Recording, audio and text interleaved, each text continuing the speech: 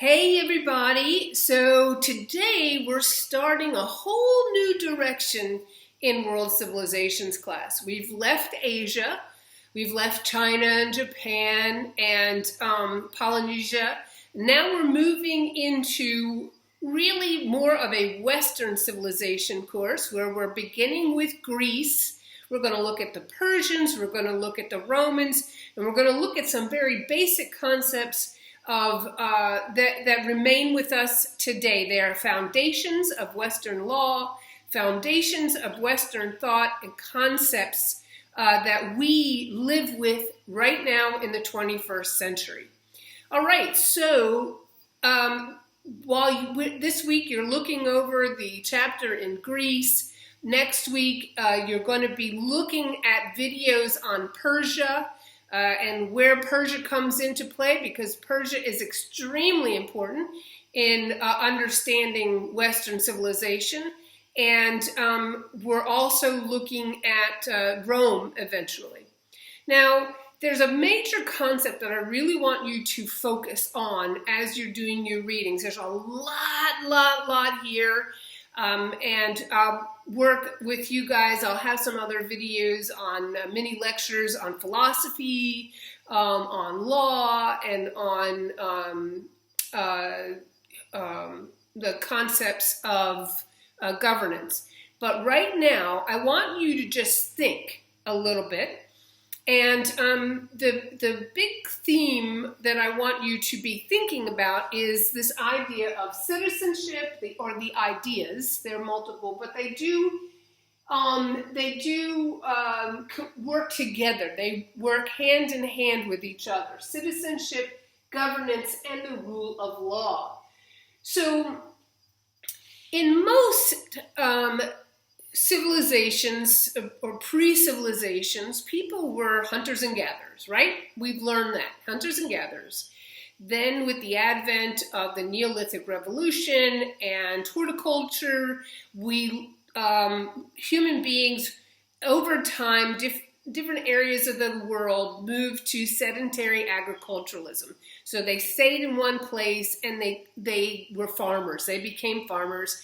Another group became herders, and they would move around from place to place around the settlements, and they interacted with each other. The settlements would be able to farm grains, dry goods, while the farmers provided protein in the form of meat and milk and cheese. And they also provided, if they were sheep herders, wool that they could sell to the people who lived in the more urban settings and on the farms. And the farms, people were able to supply breads and grains to supplement nuts and fruits to supplement a herder's diet. Okay, so in some of these settlements, we've talked about how one group would be community-owned land and another group would be private ownership land. The community-owned, we're going to put that on a side burner at the moment. Those groups of people seem to create laws that for some seem kind of brutal, and for others, I think,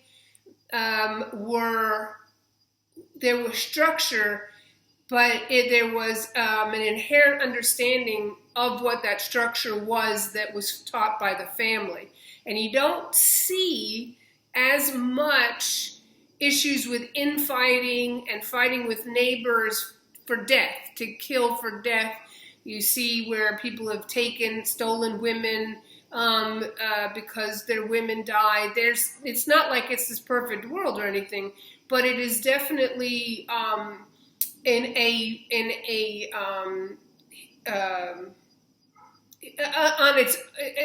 we're not looking at it on its own merit at the moment. Okay, we're focusing now on Greece and the sedentary agricultural systems with the concepts of private land ownership.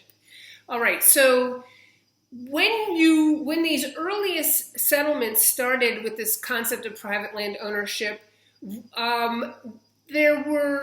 was a an evolutionary process to create laws, rules, rituals, and all of them were very steeped in a belief in either animism, spirituality, because people didn't understand why it rained, or they didn't understand germ theory, and they didn't understand, weather in and of itself.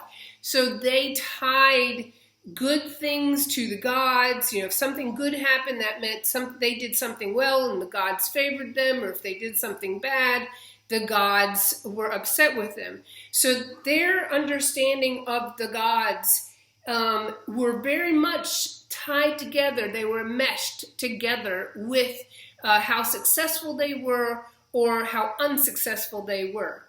Now, human beings, we're not logical always like Vulcans. We are driven by our feelings. We're motivated by our feelings. And this can cause some consternation and some issues within settlements where people who are really, their settlements are surrounded by family and clan and tribe, where if one group is doing better than another, there can be rivalries that arise. And that's what happens in many of these groups as we're going forward and reading about civilizations and the development of civilizations. That's certainly how it was in Greece. It's also certainly how it was in Rome. And groups of families and clans, they would fight each other. Very much like we look at, and the way I describe it is sort of like mafia. There are certain families in mafia that own certain areas, and then if one group comes and fights against another one, and or somebody does something they shouldn't do, then there's revenge, and you have it back and forth, and you have revenge killings. You have these folks are very much, they believe in the gods, but as part of who they are, so they believe that their revenge is legitimized by their belief in the gods. Because their social structure is private ownership, it's a very patriarchal society, so women's virtue, chastity, very much tied into the whole family dynamic. If a woman is raped, then what happens to the family? If someone is murdered, what happens? It's revenge killing. So as we look at Greece as an overall picture, because you're going to start in Minoa, and you're going to move to the Dark Ages in Greece in your textbook, I'm looking at the beginnings of the classical period in Greece. So we're looking at around 600, roughly around 600 BC, and the very beginnings of classical Greece, and it's chaos. It's the families and the clans are fighting amongst each other, and we see the beginnings of this idea of the rule of law, where you are taking law out of the hands of the family, so you don't have vengeance killings or revenge killings. And if someone is murdered, it removes to the state. So we see the rise of a state kind of governance, or city governance, the polis, which is a city-state, similar to ancient Sumer, where it is a city and an independent state. And those city-states are all over the Peloponnesus, the Greece, the geography of Greece. And so governance leads to, a role of the people within that governance. There comes a new concept, which is citizenship. Citizenship. This is a new concept, and it's super, super important, especially as we look at our world today. Citizenship is a verb. It's not an adjective. It's not describing somebody. It is action. It is you are participating in governance. You are participating in the community and in the governance of the community.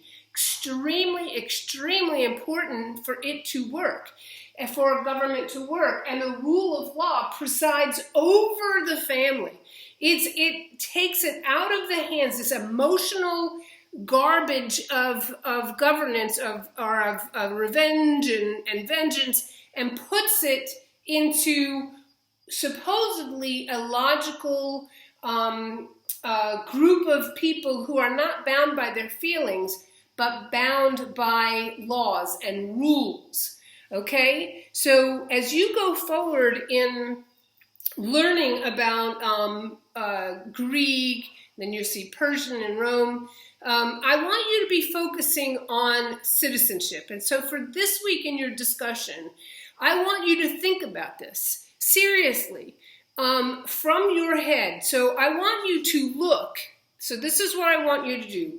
I want you to Google up. I want you to look up, what is citizenship? Where does it come from? What does it mean? What are the expectations of being a citizen? How does that work with governance? How does your role as a citizen work within governance? And then, how does your role as citizen require you to uphold the rule of law? Not just uphold it, but create rules and the rule of law. Because as a citizen, you got to go out beyond yourself, what you're feeling, what you want, into what is right. And so as you go forward now, as we move forward, I think that it is extremely important to look over these concepts of citizenship, governance, and the rule of law. And I want you to think about these, and I want you to think about where they all come from, these ideas come from, but then I want you to connect them to modern life. Do you understand the concepts of citizenship? Do you understand what your role is as a citizen of the United States, perhaps? Citizen of the world, perhaps? A citizen of the country that you originally came from, if you are an immigrant into the country, newly to the country of America. I want you to talk about that. I want you to look at what is governance, what's the role of governance and the rule of law. And do those roles still, are they still necessary today? Do they remain a bedrock of the society? Should they remain a bedrock of society? And if they should, how do we maintain that? And what's our role in that maintenance? And if we think we should make some changes to it, what would those changes be? So it's a completely open-ended question. Remember, I want you to use facts. And I'm not looking at you to you're not being graded on whether or not we agree on whatever your answers are.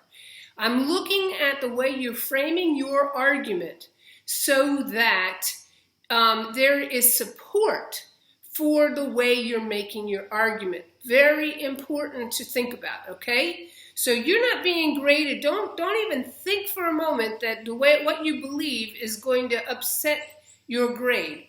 What you believe is what you believe. Your grade's going to be determined by what kinds of facts and support for your argument you've got, okay?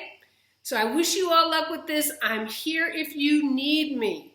All right, all you have to do is send out an email, and if you want to talk to me one-on-one, WebEx me, okay? All right, bye.